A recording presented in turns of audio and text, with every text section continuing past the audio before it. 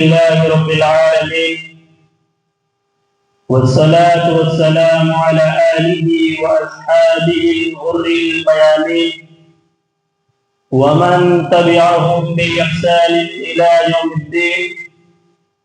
فأعوذ بالله السميع العليم من الشيطان الرجيم. بسم الله الرحمن الرحيم. إن الله يحب التوابين ويحب المتطهرين. محترم حاضرین، کل کے درس حدیث میں نے آپ لوگوں کے سامنے نجاست کو دور کرنے کے مسائل اس چیپٹر سے 3 مسائل بیان کیا تھا. آج بھی ہم اسی چیپٹر سے 3 مسائل بیان کروں گا. پہلا مسئلہ رہے گا کہ واشنگ مشین میں ناپاک کپڑے کو پاک کرنے کا طریقہ کیا ہے. اسی طرح دوسرا مسئلہ رہے گا کہ اگر لا علمی میں انجانے میں گندگی لگے کپڑے میں نماز پڑھ لیں تو کیا کریں. اسی طرح تیسرا مسئلہ ہے کہ اگر پانی میں کیڑے مکوڑے گر جائیں تو کیا کریں. تو آئیے ان تینوں مسائل میں سب سے پہلا مسئلہ ہے کہ واشنگ مشین میں اگر کوئی نجاست ناپاک کپڑا ہے تو اس کو پاک کرنے کا طریقہ کیا ہے. تو اس مسئلہ کو سمجھنے کے لیے سب سے پہلے ہمیں یہ جاننا پڑے گا کہ ناپاکی کتنے طرح کی ہوتی ہے. جنرلی ناپاکی 3 طرح کی ہوتی ہے. ایک ہے جسم والی ناپاکی، دوسری ہے دکھنے والی ناپاکی، تیسری ہے نہ دکھنے والی ناپاکی. جسم ناپاکی کا مطلب کہ کوئی بچہ ہے جس نے کپڑے میں ٹوائلٹ کر دیا، وہ ہو گیا جسم والی ناپاکی. ایک ہے دکھنے والی ناپاکی، جیسے بلڈ خون ہے وہ کپڑے میں لگ گیا. اسی طرح نہ دکھنے والی جیسے پیشاب ہے، وہ دکھتا نہیں ہے. تو اگر یہ تینوں ناپاکی ہے تو اس کے لیے الگ الگ حکم ہے. اگر جسم والی ناپاکی جیسے کسی بچے نے بستر میں جو ہے پیخانہ کر دیا، اب اس کو صاف کرنے کا طریقہ یہ ہے کہ سب سے پہلے واشنگ مشین میں ڈالنے سے پہلے فقہا کہتے ہیں کہ واشنگ مشین میں ڈالنے سے پہلے اس کپڑے کو جو گندگی لگی ہے اس کو پہلے دھو لیا جائے. اس لیے کیونکہ اگر آپ ٹوائلٹ لگے ہوئے کپڑے کو واشنگ مشین میں ڈالیں گے تو اس کے ساتھ جو اور کپڑے رہیں گے وہ کپڑے کے ساتھ الگ الگ ہو جائیں گے، مکس ہو جائیں گے، جس سے ناپاکی اور دوسرے کپڑے میں پھیل جائے گی. اس لیے فقہاء کرام اس کا طریقہ یہ بتاتے ہیں کہ پہلے گندگی کو، جو گندگی ہے ٹوائلٹ، اس کو پہلے ہٹا دیا جائے، اس کے بعد ہی اس کو ڈالا جائے. اسی طرح اگر کپڑے میں خون لگ جائے، بلڈ لگ جائے، تو اس کو بھی پہلے پانی سے جو ہے جنرلی تھوڑا بہت دھو دینا چاہیے تاکہ وہ خون جا کر دوسرے کپڑے میں جا کر نہ مل پائے. اس کے بعد جو ہے اس کو واشنگ مشین میں ڈالا جائے. اس کے بعد اگر پیشاب ہے تو پیشاب سے تو خیر کوئی بات نہیں ہے، اس کو ویسے ہی جو واشنگ مشین میں ڈال سکتے ہیں. اور واشنگ مشین میں کم سے کم 3 بار 4 بار، جب تک کہ پورا آپ کو یقین نہ ہو جائے کہ وہ گندگی وہ ناپاکی نہیں ہٹی ہے، تب تک اس کو دھوتے رہنا چاہیے. 3 بار 4 بار 5 بار جتنا سے آپ کو پورا جو ہے آپ سیٹسفائڈ ہو جائیں کہ بالکل گندگی صاف ہو گئی ہے، تب تک جو ہے آپ دھوتے رہیں. اس طرح کر کے آپ جسم والی ناپاکی، دیکھنے والی ناپاکی اور جو نظر نہیں آ رہی ہے بنا دیکھنے والی، اس طرح کی گندگی کو آپ واشنگ مشین کے ذریعے صاف کر سکتے ہیں.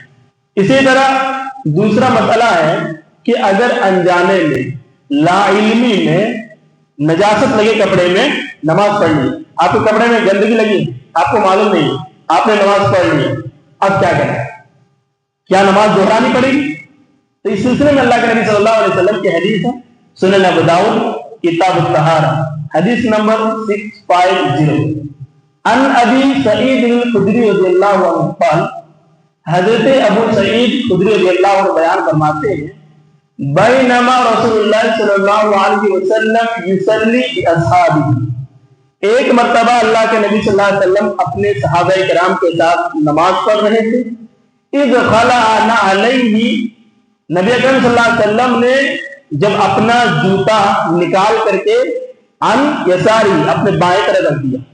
اللہ کے نبی صلی اللہ علیہ وسلم ایک وقت نماز پڑھ رہے تھے اللہ کے نبی صلی اللہ علیہ وسلم نے اپنا جوتا نکالا نماز کی حالت میں، اس کے بعد بائیں سائڈ میں رکھ دیا.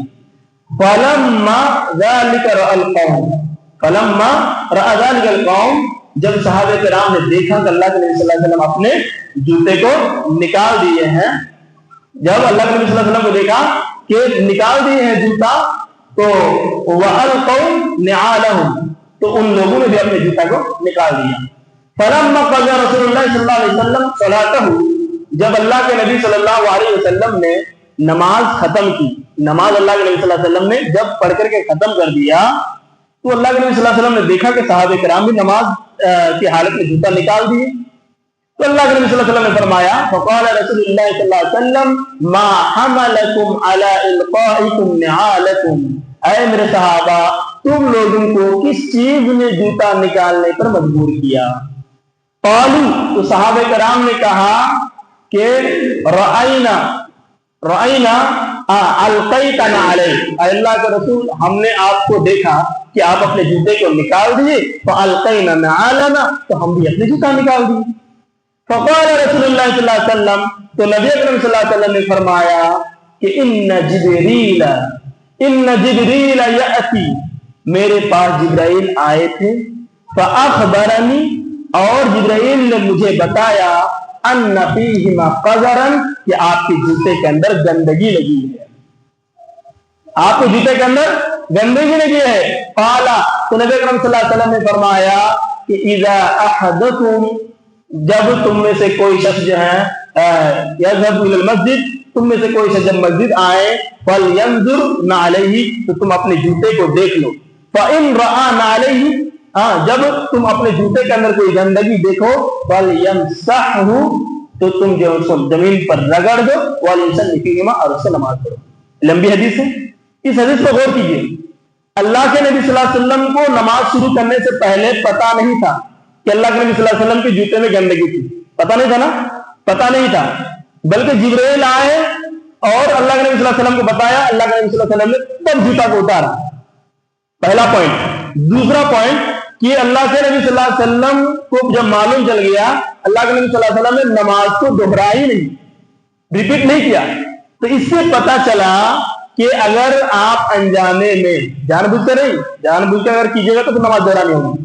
انجانے میں اگر گندگی لگے کپڑے میں، نجاست لگے کپڑے میں اگر نماز آپ نے پڑھ لیا، بعد میں پتا چلا کہ اس میں گندگی لگی تھی، تو آپ کو نماز دہرانی نہیں پڑے گی، آپ کی نماز ہو جائے گی.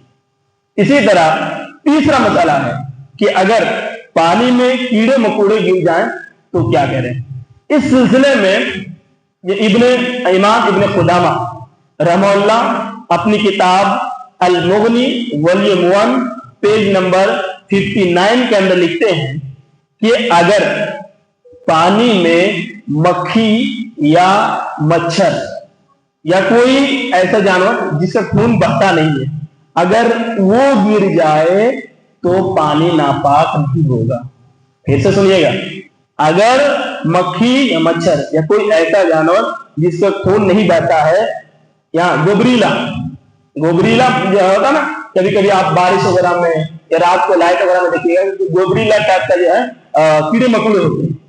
تو گوبریلا جو ہے ٹائپ کا اگر کیڑے مکوڑے، مکھی مچھر وغیرہ پانی میں گر جائے، پانی ناپاک نہیں ہوگا، بلکہ اس کو نکال دیں گے. نکال کر اس پانی کو آپ یوز کر سکتے ہیں، چاہے وہ پینے کے لیے ہو یا چاہے آپ وضو وغیرہ بنانے کے لیے ہو. لیکن علامہ ابن قدامہ کہتے ہیں، لیکن اگر سانپ ہے، بچھو ہے یا کوئی ایسا جانور جو زہریلا ہے، اگر وہ پانی میں گر جائے اور پانی کم ہو تو وہ ناپاک ہو جائے گا. اگر سانپ ہے، بچھو ہے، گرگٹ ہے، سانپ ہے، بچھو ہے، گرگٹ ہے یا کوئی بھی ایسا جانور جو زہریلا ہے، اگر وہ گرتا ہے اور پانی اگر کم ہے تو ناپاک ہوگا.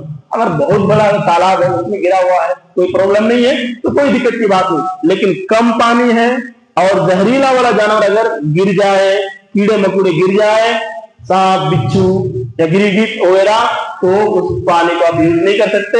وہ کیا ہے؟ وہ نجس ہو جائے گا، ناپاک ہو جائے گا. جیسا کہ اللہ رب العالمین نے قرآن مجید کے اندر بیان فرمایا، سورۃ البقرہ سورہ نمبر 2 پارہ نمبر 2 آیت نمبر 195 کے اندر وَلَا تُلْقُوا أَيْدِيكُمْ إِلَى التَّهْلُكَةِ کہ تم اپنے آپ کو ہلاکت میں مت ڈالو. اللہ نے کیا کہا کہ تم اپنے آپ کو ہلاکت میں مت ڈالو. اس کا مطلب اگر زہریلا ہے جس سے آپ کے جو ہے نقصان ہو سکتا ہے تو جان بوجھ کر کے آپ اس نقصان والے پانی کو یوز نہ کریں. اللہ رب العالمین سے دعا ہے اللہ رب العالمین ان تینوں مسائل کو سمجھنے کی توفیق عطا فرما. آمین.